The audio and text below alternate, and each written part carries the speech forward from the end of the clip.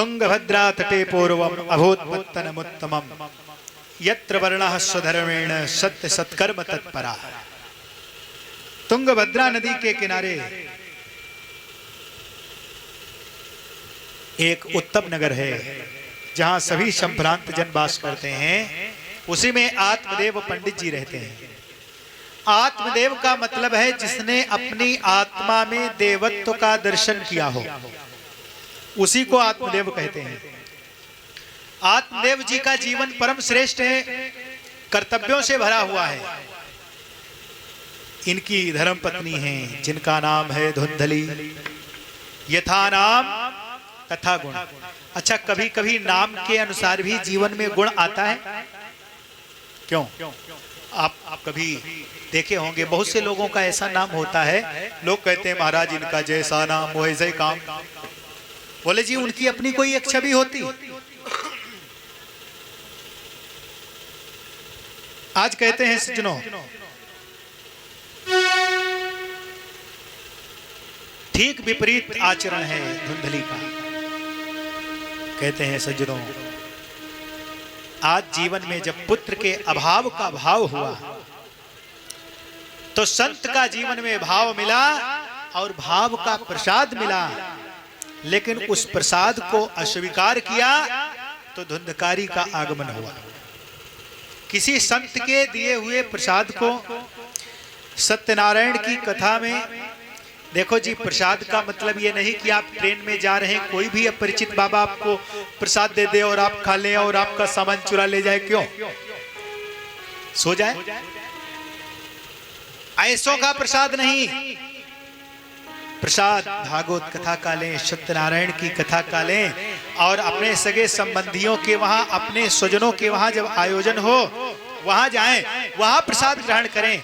लेकिन किसी अजनबी से और चलते फिरते प्रसाद न ले, क्योंकि जहां पर भगवान है वहीं पर हैवान भी लगे हुए।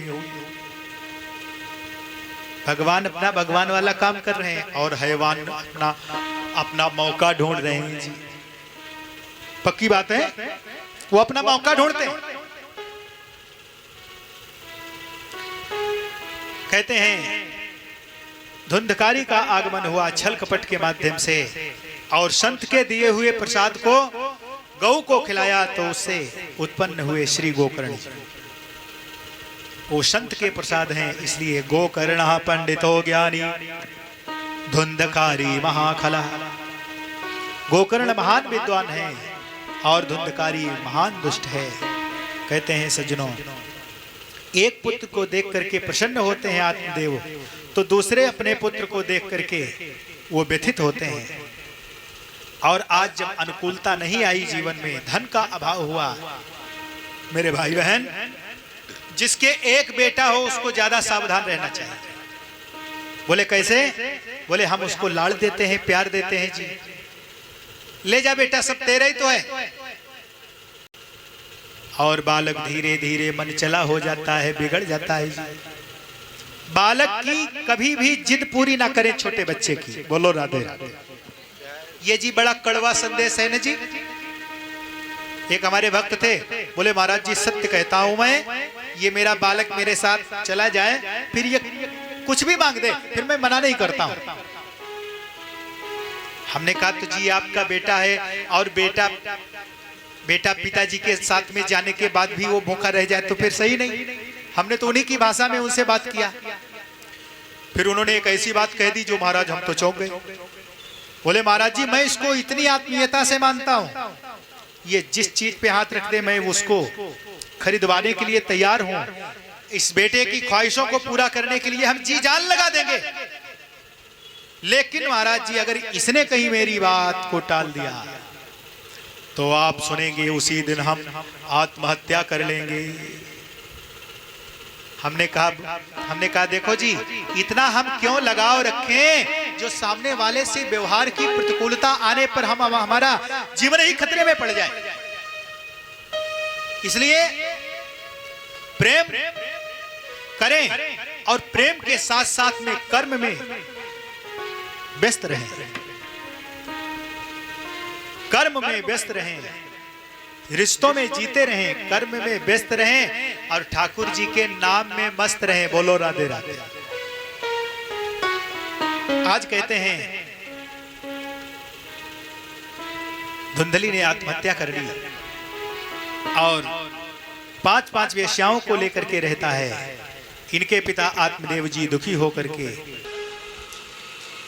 ऐसा महान धुंधकारी पापी था, लेकिन जब वेश्याओं ने मार दिया तो कहते हैं श्री गोकर्ण जी के द्वारा श्रीमद् भागवत कथा का रसपान किया। सप्त ग्रंथि के बास में धुंधकारी ने स्थान लिया। अच्छा, कहते हैं सज्जनों, धुंधकारी को अन्य जगह पर, धुंधकारी को किसी अन्य जगह पर क्यों नहीं स्थान दिया? बोले जी बांस में स्थान दिया इसलिए कि बांस निर्जीव है, जड़ है और उसमें हवा का प्रकोप नहीं। प्रेत की योनि हवा के रूप में उसको हवा ही एक जगह टिकने नहीं देती।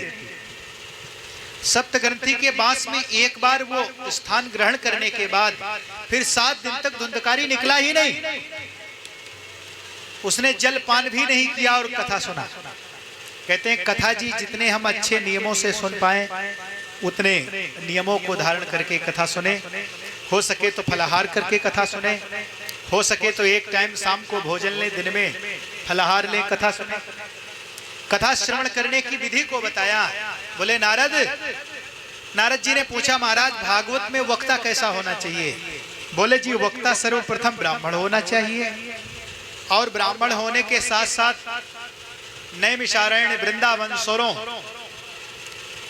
काशी, पुष्कर, प्रयाग, अयोध्या जैसी दिव्य गोविंद की नगरी में रहने वाला होना चाहिए। गुरुकुल से संपूर्ण शिक्षा के साथ व्याकरण और वेद वेदांत का की कुशलता हो और कुशलता के साथ साथ में सरलता हो। प्रत्येक गीता भागवत से संबंधित शंका का समाधान सरलता से करे, ऐसा वक्ता हो, उदार हो और स्वरूपवान हो। बोलो राधे राधे। दिव्य वेशभूषा हो, संस्कृत का दिव्य उच्चारण हो और संस्कृत के उच्चारण की अन्वय व्याख्या उसको समझाने की सामर्थ्य हो। धुंधकारी का उद्धार हो गया।